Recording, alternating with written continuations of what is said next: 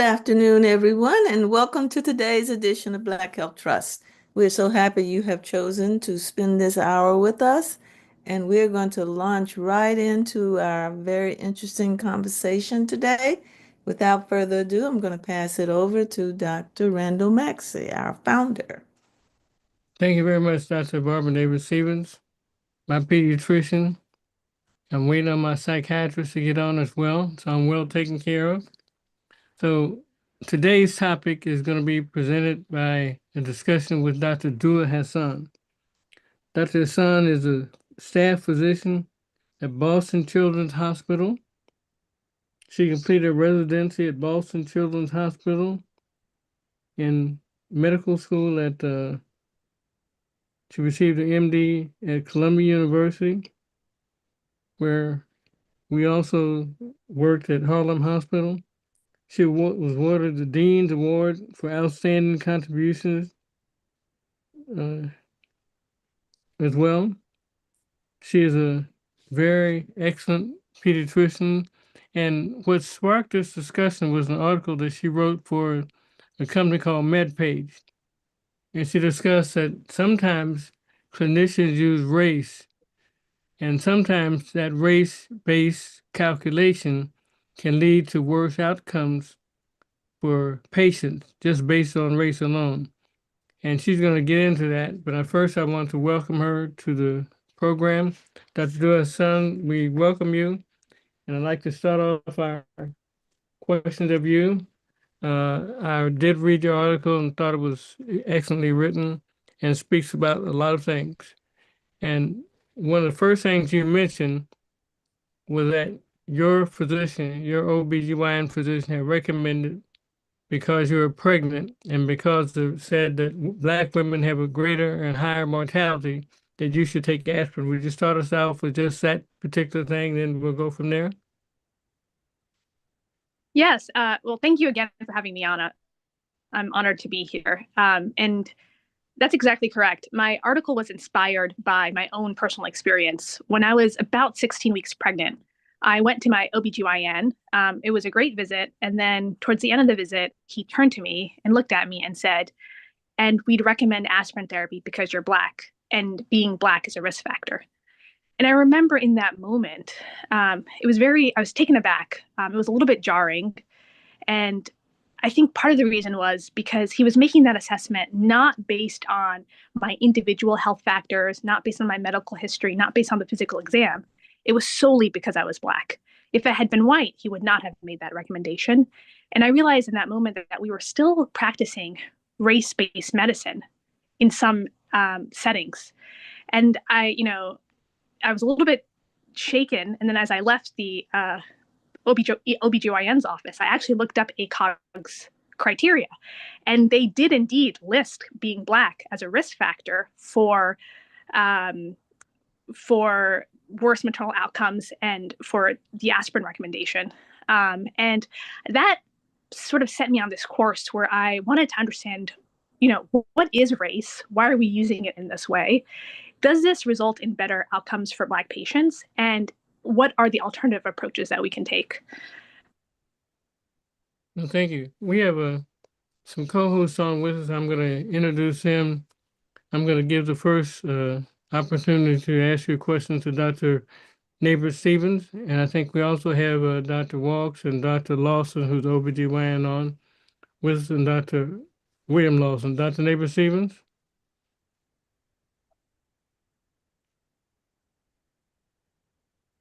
Dr. Neighbor Stevens?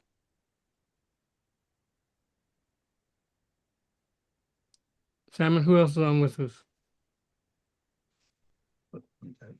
I can see Dr. Neighbor Stevens is on mute. So, okay. Hello, Dr. Walks. How are you? hello, Dr. Maxey. Good. So Dr. Walks is past director of the DC Department of Health. We have Dr. Dua Hassan, and she questions the use of race-based medicine as leading to sometimes worse outcomes. What say you?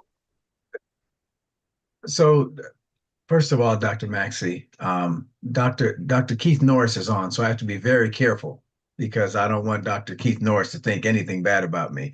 But Dr. Hassan, I really appreciate this question. I am fond of saying to my patients that statistics, while important, can have very little relevance for the individual, because I might just be that 1 in a million. I might just be in that one percentile. And so I think that we can sometimes overuse statistics. So my question would be, when that recommendation was made by your physician and when that recommendation is in our science, how are they basing that with respect, how are they using that with respect to you, the individual? Is there any modification of that recommendation? Because you're not 90% of people, you're not 80% of people, you're one human being who is in front of their practitioner. So do you have a sense that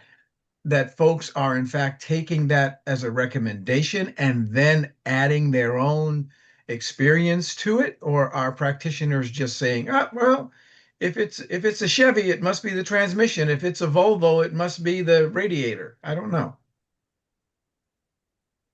So in the article, I cited one of the most powerful studies that I found, which was a JAMA review that looked at maternal health outcome differences between Black and white women. And it found that the root causes for worse outcomes in Black women were largely socioeconomic factors. So they were things like, poorer, like worse, like neighborhood segregation was one big factor. Differences in education and income. And when you accounted for those social factors, actually the disparity narrowed significantly. And so I think that what we are doing is essentially lazy medicine. And I think lazy medicine is often bad medicine. We're using race as a proxy measure. We're saying that, well, it's not because you're Black that you have these worse outcomes, all of these other factors, but we're just going to assume that every Black person has those risk factors. And that to me just doesn't make sense. For a number of reasons. One is you recommend aspirin therapy unnecessarily to Black patients, but also I think importantly, you miss a lot of white patients or Asian patients who have those risk factors and that you're not screening them. And so I think it's bad, not just for Black people, but I think it's just bad medicine overall. I think there are a lot of other options that we could use, actually. I think one thing that we could do, at least in the clinic where I went to a really large hospital system. And before I even had my first OBGYN visit, they sent me like a mountain of questionnaires that looked at, like depression screenings, anxiety screenings, also questions about like, domestic violence. There was even questions about like my childhood, like was I abused as a child, like in this mountain of like questionnaires. And so I think that they could have easily actually read that JAMA review and then created a questionnaire that screened you based on your background, your socioeconomic risk factors, are you housed, where do you live, et cetera, et cetera. And I think have done a much better job of assessing who needs aspirin therapy just by doing that. I think also looking forward towards the future, I think there's a real opportunity for AI or for large language models to help screen patients as we start to incorporate that more into clinical practice. You gave a very interesting story about your mom being born in Africa, even though you're U.S. born, and you said that there's no single gene that defines individuals as Black. And I want to invite one of our guests on, Dr. Yolanda Lawson, who's OBGYN. Dr. Lawson, would you care to ask Dr. Hassan a question and make a statement since you're a member of ACOG? Sure. Go ahead. Sure, Dr. Maxey. Thank you for putting me on the spot, but I was waiting to make my comment. And thanks for also always making sure I had a glass of wine in my hand. You always have a glass of wine and I'm going to take care of you. Well, good afternoon, everyone. I thank you. Dr. Richard Allen Williams reminded me of this Black Health Trust. I'm usually traveling, so really happy I was able to join today. And Dr. Hassan, I did not get to read your entire article, but I'm familiar with it. And one of the things I would say, especially to this group, I think that someone just asked the question of you, if sometimes doctors are kind of holistically making recommendations that aren't necessarily what the recommendation is. So I am an OBGYN, I'm in Dallas, but rather, March of Dimes has put a lot of efforts over these last 3 to 4 years around the low dose aspirin therapy. Historically, we use aspirin therapy. I think the physician that you saw, though, made the recommendation not what the recommendation aligns with. The recommendation is if you have chronic hypertension, you're at risk for preeclampsia, you have a history of preeclampsia, yes, we do recommend low dose aspirin therapy. We do not recommend it just because a woman is Black. So the recommendation is not based upon race, it's based on clinical history, right? Medical history. And so the context that you provided is different, because no, we don't recommend aspirin therapy just because one is Black. It is based on it's been shown to reduce the risk of preeclampsia. So if you had a medical history of preeclampsia, right, we would recommend it, or if you have chronic hypertension, if that helps. One of the questions I'd like to put to Dr. Hassan is that she raised a question about women and C-sections. Dr. Hassan, would you speak on that a minute? Is that directed towards me? Sorry, cut out for a second. I said you gave a statement about C-sections. Yeah, so I think, and I'm sure Dr. Lawson can weigh in on this more, but one interesting thing that actually happened, so when I was pregnant, was I had a mentor, an older Black woman, who was in the same situation as me a couple of decades ago. She was pregnant with her second baby, and her first one she delivered via C-section. And the previous VBAC calculator, the vaginal birth after cesarean calculator, actually took race into account. And so she was recommended to have a repeat C-section. When I was pregnant this time around, that race was taken out of that calculator. And my OBGYN actually commented on it and said, like, we used to recommend a repeat C-section based on a woman's background, but now we don't do that. And I would recommend that you have a vaginal delivery or attempt a vaginal delivery. And so that was an incident that really stuck out in my mind, where we were using previously race as a kind of a biological risk factor. And that ended up having, a lot of women perhaps have unnecessary repeat C-sections. And in my case, because that was taken out, I was able to have a successful vaginal birth. Thank you. Dr. Neighbor-Stevens is back. I want her to pose a question or a statement, and I would like to get Dr. Keith Norris unmuted since he dealt with the EGFR calculation. Dr. Barbara Neighbor-Stevens? I'm off mute. I am.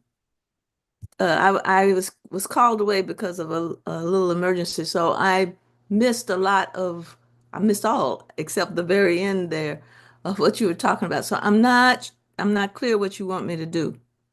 Let's ask Dr. Keith Norris to make a statement, if he can be unmuted a minute, and then we'll come back. I see Dr. Lawson has her hand up. Why don't you go first? Okay. Thank you. No, I just wanted to comment around the VBAC calculator. So, I will just state, I think there was a lot of work done over these last 5 to 10 years. You all know Dr. Joy Perry, myself and others, really advocating around race was one of the risk factors included in the VBAC calculator, right? So if you're of Black race, then your score would be higher, and then so you're more likely to have, a C-section. So some of those calculators were used at system levels. I'll be honest, I'm an OBGYN, never used it. I used individual assessments. There are other things that we do. What type of C-section did you have? Why did you have a C-section before? So there are things that could have occurred in your original pregnancy whereby you had a cesarean that do higher risk. That's historical. That's not new. Don't need a calculator for that type of assessment. But the work done around removing race from that, because we did not want women subject right, to high rates of cesarean, which we know Black women have those higher rates, but there are a lot of other factors because we also have higher rates of preterm birth. If you have preterm birth, you're more likely the risk for a cesarean. Again, historical clinical history that's there. So really happy that they removed that from that calculator. But again, some systems, when I say systems, hospital systems and such, may have relied on that more so than others. For me, I never used it. I used my own clinical acumen, individual with my patients. All right. And thank you. Dr. Norris, you there? I'm here. I'm here. So Dr. Hassan, I read your article. I read your article. Thank you very much for it. It was important that we have voices elevating that that issue, because it really the way I look at it is so race, right? We have these formulas we create, and we do public health assessments, we do health system assessments, we look at a variety of socio-demographic factors, lab factors, et cetera, and that's great from a public health perspective. If a group has a higher level of risk for A, B, or C, we use that information for education outreach to those groups in order to tell them to think about it.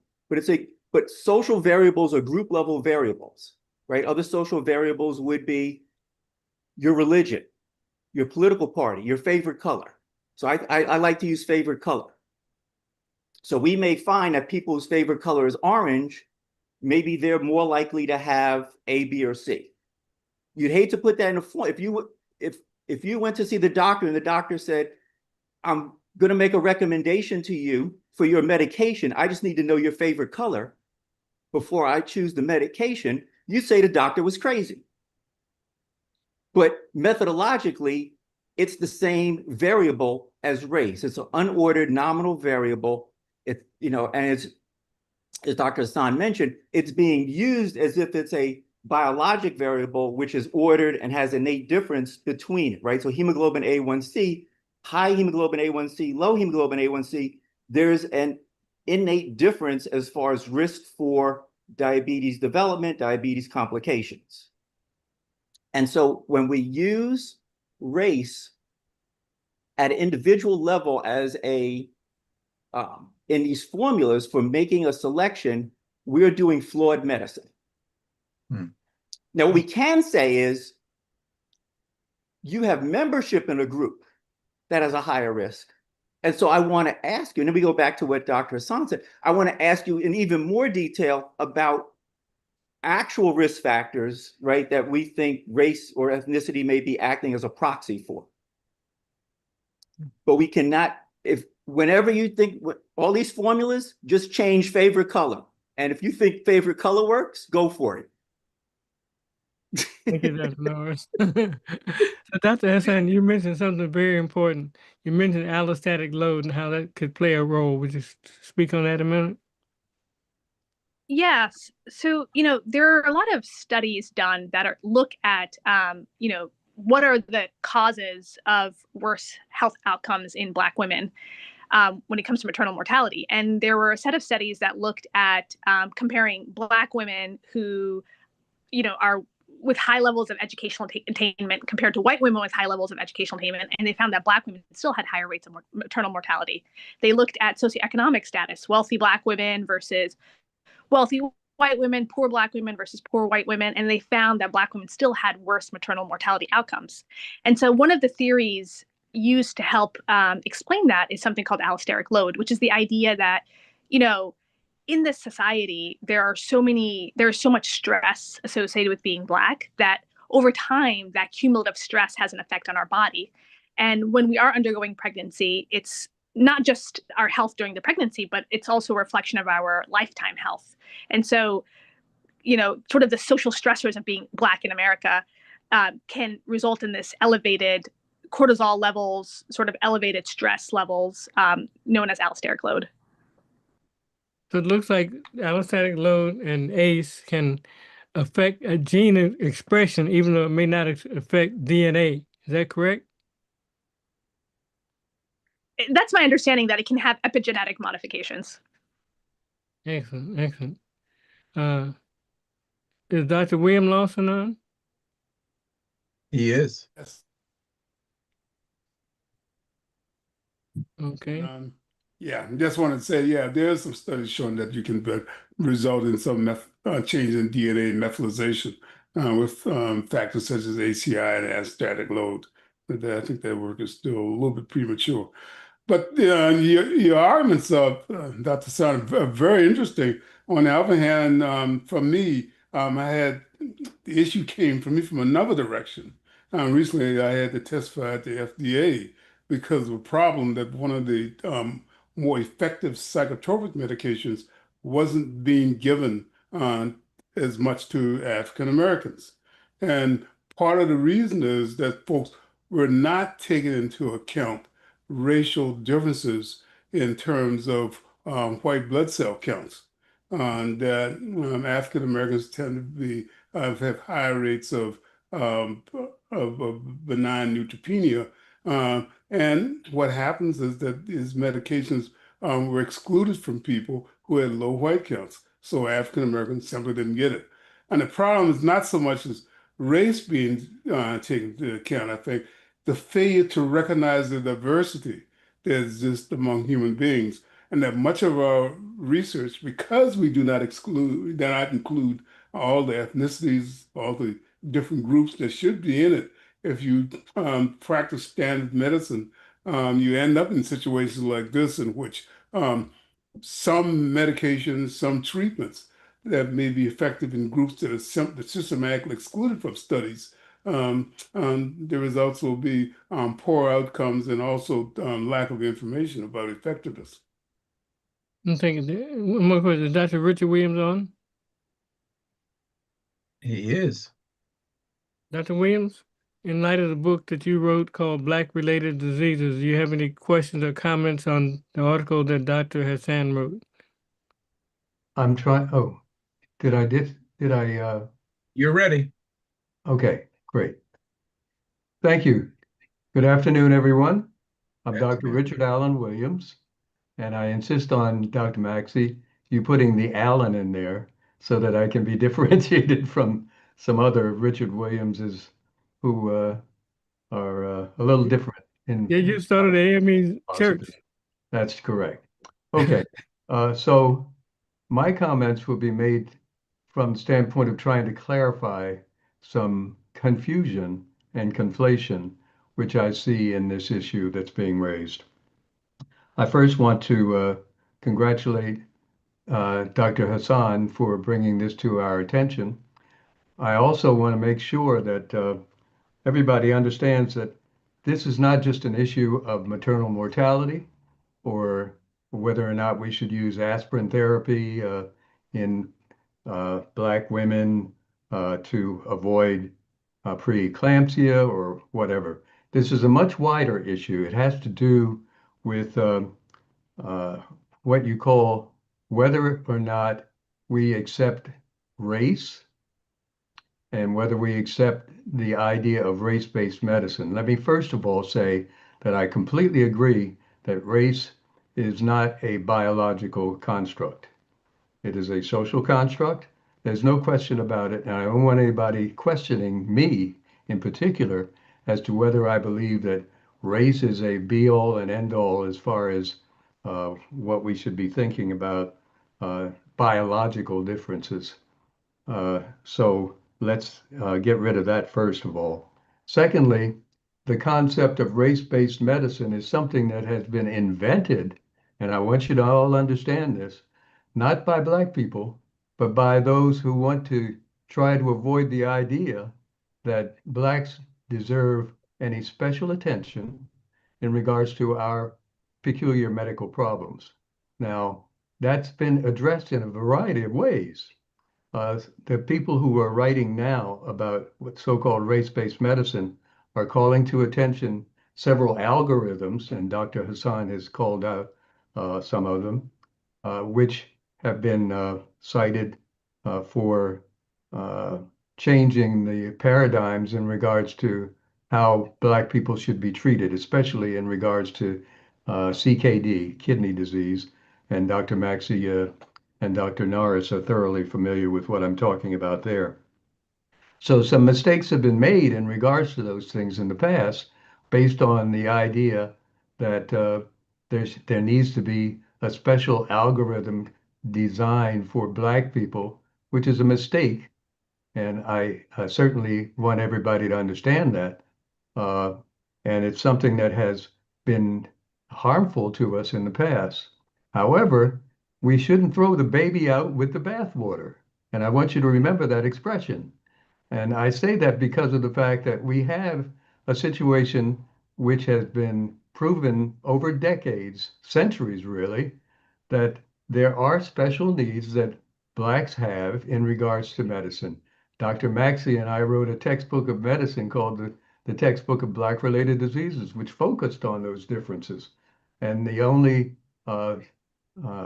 thing that needed to be done after that book was written, citing those differences and saying, for instance, that out of the 10 most important, most prominent causes of death in general, that 9 of those causes are more prominent in Black people. I mean, how can you get away from that?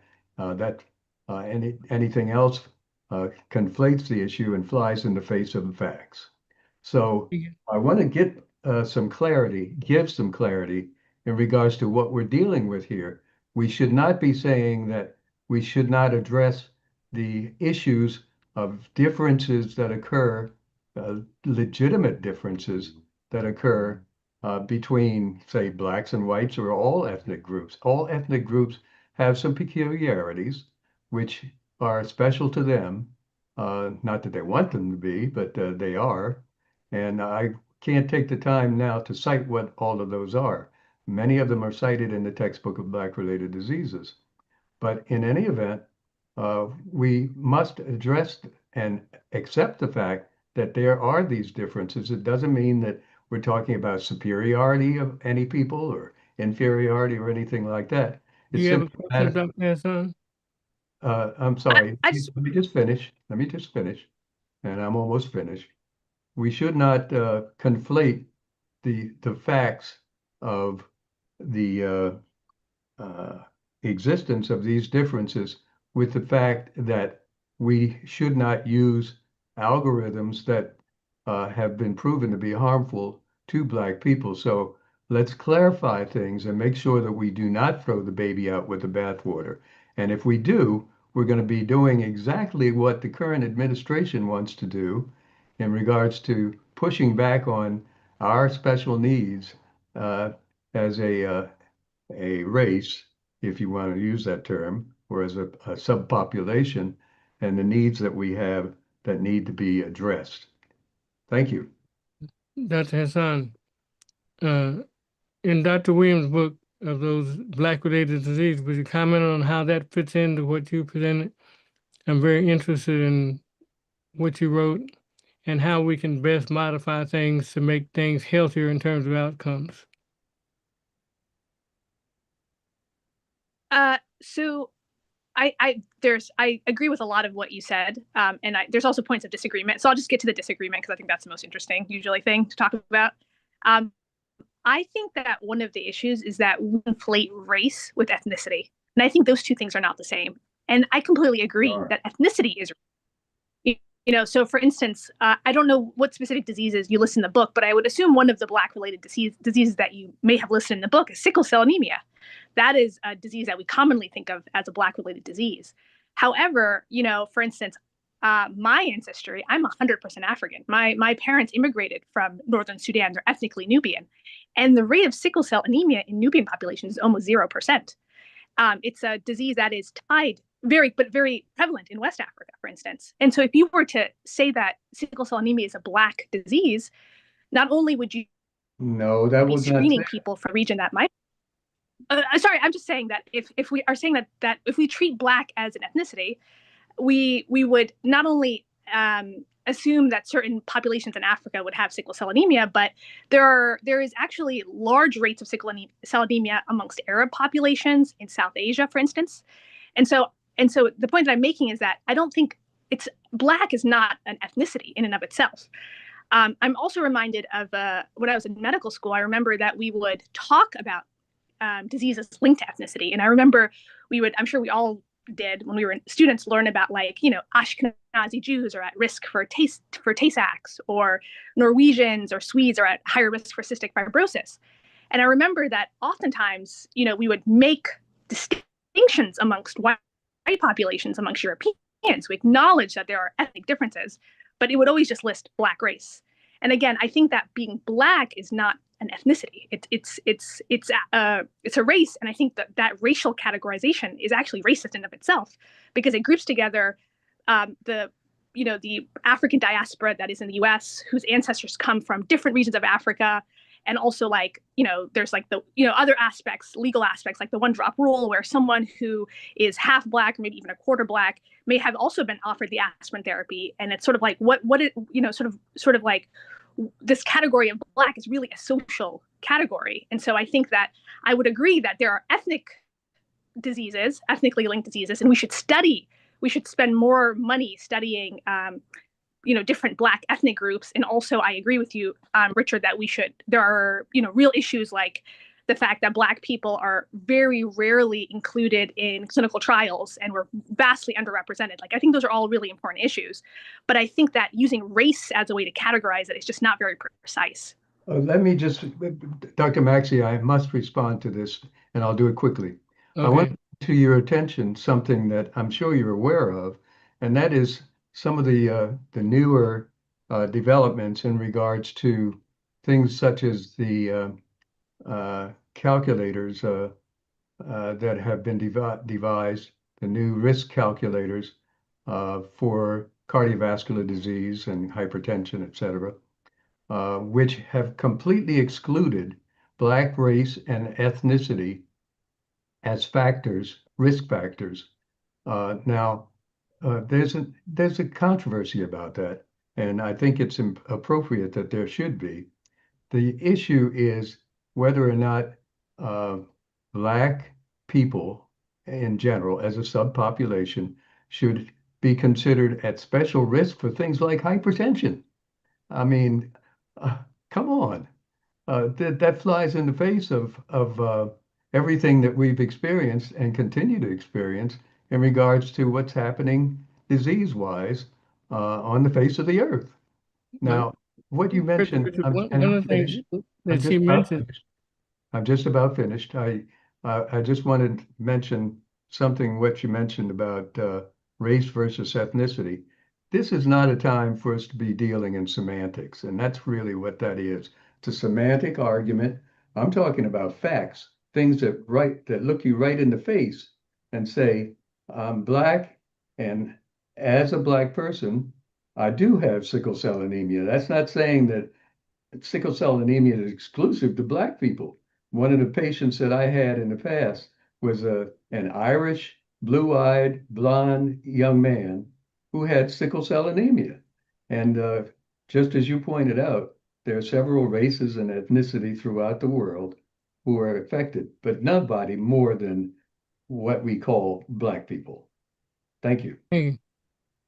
So Dr. Hassan, we talked about there are more than 250 ethnicities in Africa alone, and that can account for much of the difference. And we know that nowadays, as you are Black, but you're from Africa, and you don't necessarily have the same epigenetic expressions that many African Americans have who predominantly came from West Africa. Is that correct, Dr. Hassan? And even within Black people in the U.S., people's family legacies are also very different. I mean, there's just a wide array of diversity. And everybody that eats collard greens and bacon. And you've got two Dr. Lawsons who are standing by. Okay. And a Dr. Norris. Bill Lawson was first, then me, and then Dr. Norris.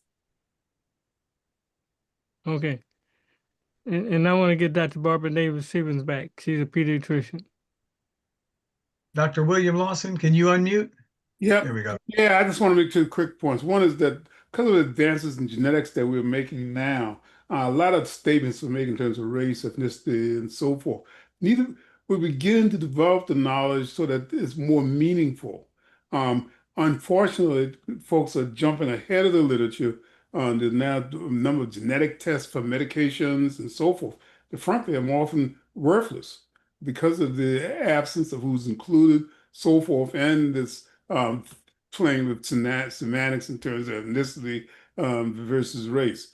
And I also want to just emphasize the point we keep saying, well, let's control the cycle. So I think we're as one who came from the psychosocial field, I think we're getting a little loose in terms of the terminology for that, because I spent a long time dealing with the issue about African Americans genetically inferior in terms of intelligence, when in fact it was a failure to recognize how even some of our so-called psychosocial assessments, including IQ tests and so forth, have been modified in terms of the beliefs of the larger population rather than the needs of the individuals that's involved.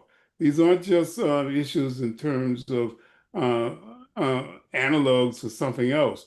It's related to functional ideas about somehow this idea that there's some inferior genetic brief called African American that's almost always perceived of as being negative, when in fact the underlying assumptions must be examined as well. Okay, let me ask Dr. Hassan another question before we go to the other speaker.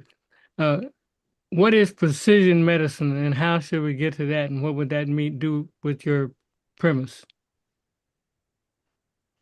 Yeah, so I think there's many different different ways to have precision medicine. When I think of precision medicine, I think of medicine that is individualized for you as a person. And there's different angles that we sort of touched on. Some people are interested in using genetics to do that. My own area of research is actually on machine learning and on AI. And I think that, this particular circumstance where sort of what I sort of alluded to earlier, I think there is actually a lot of space for AI to help us with precision medicine. And so right now we already have sort of these AI chatbots, the large language models, the LLMs that we can use to have conversations with. And there are some companies and some groups that are working on modifying the LLMs, the AI chatbots, to essentially be like a screening tool. So instead of, like I alluded to earlier, before my OBGYN appointment, I had like stacks of questionnaires that I answered. But we could use AI, use artificial intelligence to help us actually screen patients and get a sense of their, some of the stuff that we've talked about, like what is their socioeconomic situation, what is their educational level, what's their housing situation, and kind of get an assessment of things like their allosteric load. Yeah, so I think we could help with precision medicine. One of the things I wrote an article years ago about the way that different ethnic groups metabolize drugs in the liver, and the CYP system of metabolism. Some metabolize slowly, some metabolize fast. And would that play a role in the precision medicine that you're speaking about? Yeah, I think that I'm sure there's people on here who know a little bit more about that than I do, but that absolutely could work as well. Okay. Dr. Norris and then Dr. Yolanda Lawson. Yeah, so I just want to say a few things to sort of level set when we talk about race and taking care of people in medicine. So as Dr. Williams said, we have clear evidence population level where there are differences in prevalence, incidence prevalence, complications of different conditions among what's considered in America Black people, right? That's how America is run, right? So high blood pressure, higher in the Black population, absolutely, right? The issue is that difference the race-based medicine says, I'm going to take that number and assign it equally to each member of the group, and assign 0 to the other group. So as a Black person, if I go in, I get my blood pressure checked. If my blood pressure is 120/80, I don't want anybody adding anything to my blood pressure because I'm Black. But I do want them to say, Keith, your blood pressure's okay, but because you're Black and I know you're a member of a group that has a higher risk of high blood pressure, I want to ask you a little more about your family history. Any other risk factors? Maybe I think you should start lifestyle modification, right? Not medicine, but lifestyle modification, other things even earlier, because you have membership in a group and we don't know the reasons why, or which are the reasons why. We know some of the reasons why Black people may have more high blood pressure, allostatic load, and increased sympathetic nervous system and all this other stuff. But, so in those additional recommendations, which would be under the social history, that's where we would then think about, are there other social recommendations we might make? But the concern has been taking a number, as we do, and say this difference, if it's 20% or 15% difference, and then assigning a modifier to Black individuals, or assigning a definitive risk based on just their race. And that's methodologically wrong. But generically we can say, I want to, we know that's happened to other people. And you say, that's not me. Didn't happen. I don't have any of those risk factors. Or I got all of them, right? Whatever it's going to be. And part of ethnic is a culture, right? So how you eat, how you socialize, etc., in addition to your risk. Yeah, and how the country treats you. That's true. That's true. That's neighbor Stephen. Dr. Lawson is next. It was me next. Thank you. That allostatic load, Dr. Norris. So two things. Well, I have just some comments here. First thing I want to reinforce again, aspirin therapy for women with chronic hypertension or preeclampsia, and for women across all races. It's not a racial recommendation. I just want to, I'm hearing some things that it seems like that still wasn't standard there, but that's how that is. It's based on your medical history, typically. Well, again, Dr. Hassan, what your doctor did, I agree. That was, he was practicing race-based medicine, right? Making a general statement. I don't know what your history is, but that's the recommendation. Doesn't matter what your race is. Second thing is, the precision medicine question that Dr. Maxey just asked. I mean, there's already being AI used. I mean, I worked on last year, we deployed a predictive model to get women for timeliness around prenatal care, right? So payers and others, it's already out there. People are already doing this work. What will bubble to the top that's standardized? I don't know yet. But individual entities certainly are already using predictive models because it's still challenging to get the health-related social needs data. Everybody has that issue, right? When you think about us from an organized medicine perspective, whether it's the NMA, whether it's the AMA, whether it's the Indian physicians, all of us unanimously are concerned around the bias if you deploy these tools. That's our number one top level concern. So I just bring that up. That's already being done. It's out there. The last thing I'll say, while I was NMA president, I can't recall the name of the organization, but it's the Physicians Against Race-Based Medicine. I'm making up that name, but that's who they are. That's right, what they're working on. And so they came to me around prostate cancer, right? Because we know that the PSA level for Black men is more likely to be, Black men are more likely to be diagnosed with prostate cancer, right? There's disparities, but that PSA level compared to white men, typically Black men can have a lower level, but still have prostate cancer and of course end up with this advanced disease. So in talking with my urology colleagues, I talked with colleagues throughout the country. I talked with the chair of urology at the NMA and others. They were against. They felt like knowing the risk for Black men, if you advocate around that piece, take that away, right? Because Black race for prostate cancer is also a proxy for high risk.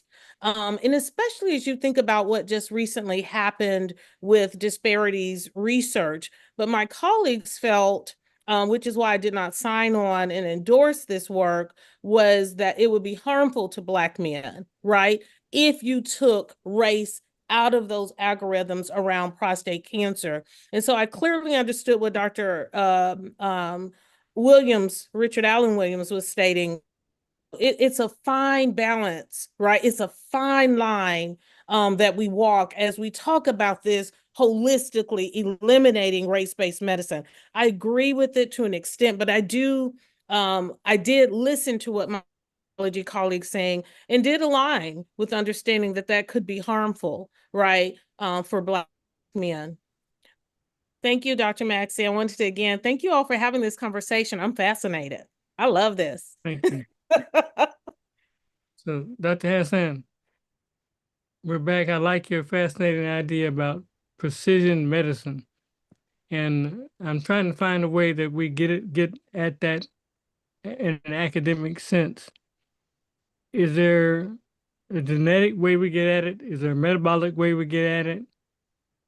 How we integrate that with AI and research that process? Yeah, I think that's the question for us, and I think the future of medicine is going to be more precision medicine, more precise medicine. I think hopefully 100 years from now, this conversation won't be so important because we'll have better tools to determine individual risk factors for different patients. And I also wanted to touch on something that Dr. Lawson and Dr. Richard Allen Williams said, which I sort of think is fair, which is that using the prostate example, that a lot of medicine is not geared towards Black patients, by which I mean we're not included, again, in the various studies that are used to come up with what is a normal white blood cell count or what is a normal prostate level. And so I do think that that's a deeper issue, and the solution is to have us be more included in clinical trials and in studies and in data, because a lot of medicine, and I had a similar experience when I was pregnant, to take it back to that example, where some of the studies that were cited just didn't include any Black people sometimes. And so I do think that is a real problem. Well, thank you. So we're getting close to the top of the hour. Do we have any audience questions, Dr. Neighbor-Stevens? Dr. Maxey, you have Dr. Richard Allen Williams with a hand up and Dr. Keith Norris with a hand up. Okay, let's go with them both in terms of seniority.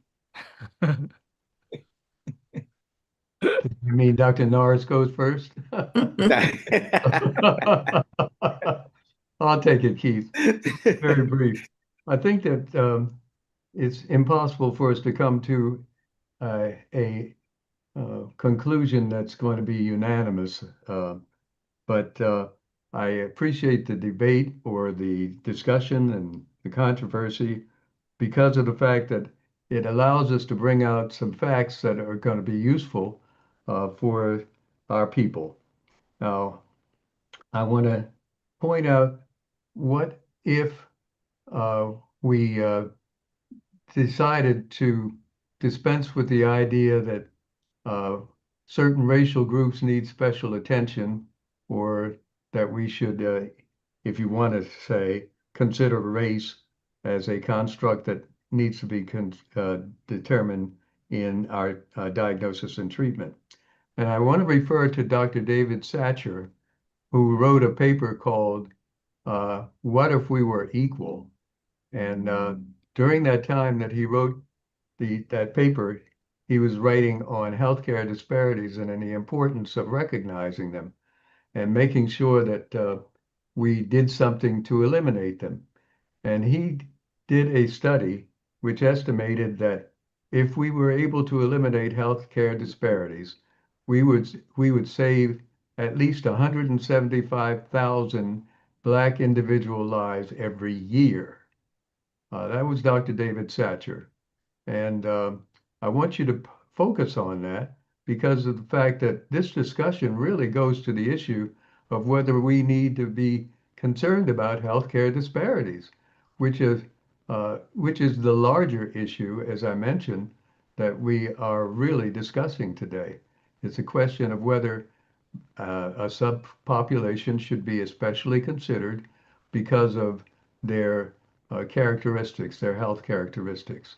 So I want you to keep that in mind. And my final point is what difference it makes from the standpoint of how people are treated. There's something that's called disaggregation that I want you to keep in mind. And I'm sure that Dr. Hassan is familiar with this. There is an undercurrent effort being made to disaggregate medical data. That means to take into consideration the race and ethnicity of the people who have certain diseases. And up to this point, 13 of the 50 states have approved this aggregation of data. That means that racial data should be noted when someone goes to the hospital, to the doctor, or whatever. What importance does that have? It has an importance because of the fact that the federal government bases its allocation of funds for disease treatment, et cetera, based on the individuals who are reflected before them. And if you don't have any kind of identification of people from a racial and ethnic standpoint who are being ill and need treatment, then those people don't get the kind of financial allocation that they deserve. So you need to keep that in mind because of the fact that we can do ourselves harm if we completely ignore the importance of race and ethnicity figures and what Dr. Nars called attention to the statistics that are important to make these determinations. Thank you. I think those are very important concerns that you raise, and I want to say, have you ever heard of merit-based hypertension? Dr. Norris, you had some comments, but I'd like you to start off with you sent me a slide some years ago regarding how race fits in certain categories is developed based upon whites being so languid and strong. You remember that slide? That's Norris? That was the creation of race, and Carl Linnaeus, who took racial categories that were made up across different continents and then added racism to it by saying white people were strong and smart and Black people were crafty and negligent, and Indians were, he had some other terms for Asians and Indians, right? And that's what led, and so that's how racism got embedded into race and how it's been going on. But I think but it's really important, the elimination of race-based medicine is for the vast majority of people is not eliminating race and ethnicity from medicine. That's right. Right? I agree. Right. And so we have what's called race conscious medicine. That's exactly right. Where we're conscious of it. If we have higher rates of prostate cancer in young Black men, we want to screen earlier. If we have higher rates of breast cancer in Ashkenazi Jewish women, we want to screen earlier. Right. But what we don't want to do is treat each individual based on just the epidemiologic data. We want to treat the individual based on their clinical data, their lab data. And so, and the algorithms start infusing taking this race conscious idea, which we use for public health and health systems may use it, and to give it and to drill it down to an individual level and to assign it to each person or not to a person from a different group, as Dr. Hassan said. So other people in the other group never get considered when they could have it.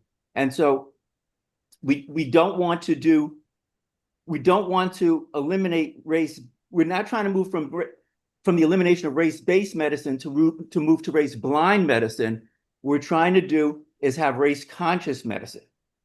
And that's where a lot of confusion arises. That's the greatest wisdom today. Thank you. I think we ended up agreeing, Dr. Richard Allen Williams, with Dr. Norris. Yes. Absolutely. Dr. Barbara Neighbor, do we have any audience questions or comments?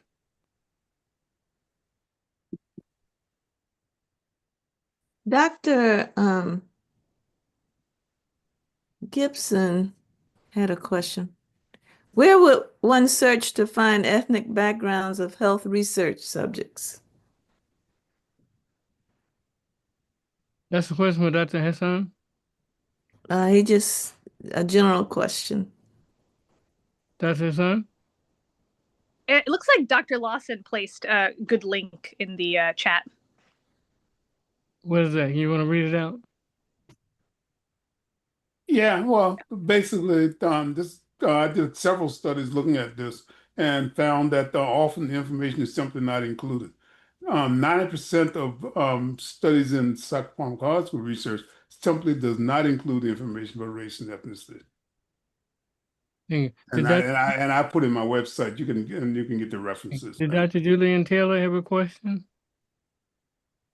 No, she was, I don't think I said that. No, she was saying that this was a very good debate that we had today. Oh, thank you. Well, we're at the top of the hour. I'd like our guest of honor to have final comments for today, and like to thank her for starting this conversation with us. It turned out really good, and we'd love to invite you back at some time in the near future. Dr. Hassan, would you care to make some final comments and observations?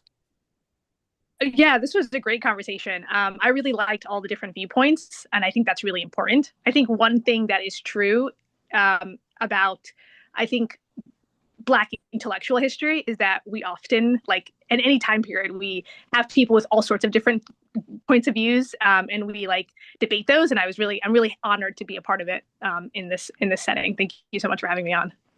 Well, thank you so much. I have to get to Boston and see you one day. Dr. Lawson, final comments? Which Lawson? Since you're on, we'll start with you and then go to Yolanda. Yeah, I just want to very quickly note that in terms of the clozapine issue, in terms of the REMS, what was notable is that we had the data. The data showed that that if you failure to take into account racial and ethnic differences, that you're going to make the medication less available. And yet the policy was developed anyhow. So even if you have all the data, the hope is that we get enough genetic data and so forth, folks will do right. Not the case. We got to start out with a perspective, as Dr. Norris said, race consciousness in terms of what we do. Thank you. Dr. Yolanda Lawson. Hi, Dr. Maxey. No, I just want to thank Dr. Hassan and this group. Again, lovely discussion. I think there is so much more we have to explore here. And so thank you, Dr. Hassan, for your work. And Dr. Max, I'm going to yield because I see that Juliana Taylor has her hand up. Dr. Taylor? Ms. Taylor? Thank you for elevating me to doctor. When I get my doctoral degree, I'll let you know, but thank you. I just wanted to, as was stated earlier by Dr. Barbara Nabert-Stevens, in my comment, I did state that I thought it was an excellent debate, but also I stated I wanted to let Dr. Hassan know that I am one of her fellow Columbia University alumna. If I recall correctly, you stated at the beginning of the meeting that she received her MD degree from Columbia University. Is that correct? Yes. Oh, okay. Okay. Yes, I'm a graduate of the affiliated Graduate School of Education, Health, and Psychology, which is Teachers College of Columbia University. So it's always nice to see fellow alumna. Yeah. So thank you and welcome. Well, thank you very much. Dr. Keith Norris, brief comment. Dr.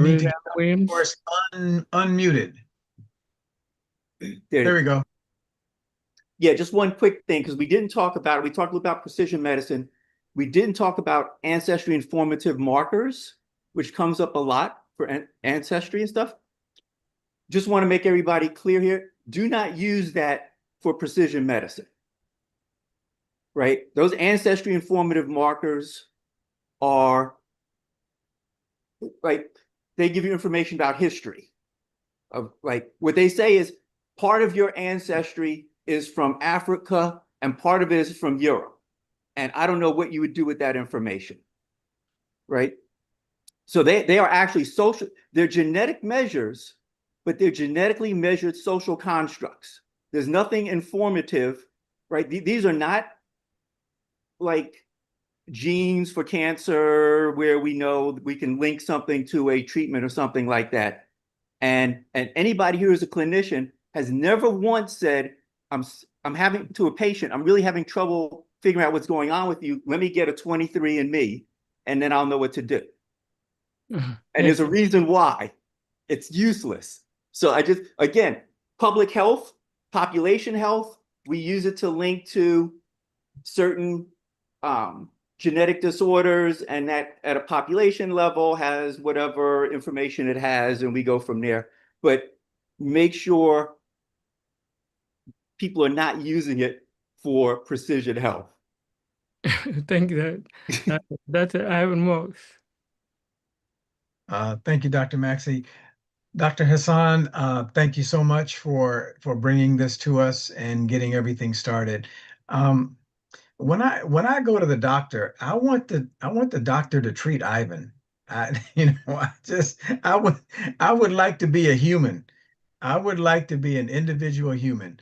And my concern is that whenever we shortcut that, there's a problem. And I am an old fuddy-duddy that would rather go to the library and get my Encyclopedia Britannica, y'all don't even know what that is, than type something into a computer. But my concern is that the same people who have had information and decided to do all of these other kinds of things, a lot of them are the same people who are programming AI. And so I'm excited to see Dr. Hassan looking way younger than me and saying that she's involved in that, because it is so important that we don't let other people program all of the AI that is absolutely going to be taking over so much of what we do from a diagnostic and categorical perspective. So Dr. Hassan, continue to fight the good fight, continue to get your hand in there with all of the AI that's going on, or we will just be faster at being prejudiced than we are now. That's all we're going to do if we don't watch how that is programmed and keep an eye on what's coming out of it. Thank you very much, Dr. Walks. Dr. Barbara Neighbor-Stephens. Dr. Walks and I were on the same wavelength on that. Throughout this discussion, AI has been foremost in my mind. And I was glad that this discussion occurred. It's just one of many, many that need to happen. And I trust will happen as we move forward, because there is so much depending on accurate information being used as AI is constructed and implemented. And there is so much incorrect information already out there that is going to get, I'm afraid, sucked up into it. So I agree 100% with what Dr. Walks was saying. Thank you so much, Dr. Hassan, and continue this very needed work. Thank you. As my final comment, first of all, I'd like to again thank and welcome Dr. Hassan. Dr. Hassan, if you're not a member of the National Medical Association, we want you to be a member. We need you if you're not with us. And we're very interested in artificial intelligence and many of the topics that you brought to our fore. But I also want to remind people that we know the current administration, in my opinion, is against the ethnic group that includes many African Americans, both those who are born here and who are not born here. And I think it's really a plot about giving us bad health, especially the Secretary of Health, not knowing what he's doing, and I think we'll suffer because of it. So we have to counter for that with strategic intelligence. And I thank everybody for participating in today. And Simon, thank you very much. Everybody have a great Sunday afternoon, the remainder of it. Have a great day. Thank you, Dr. Hassan. Good Bye. day, everyone. Thank you. Nice to meet you all. Thank you so much for having me on.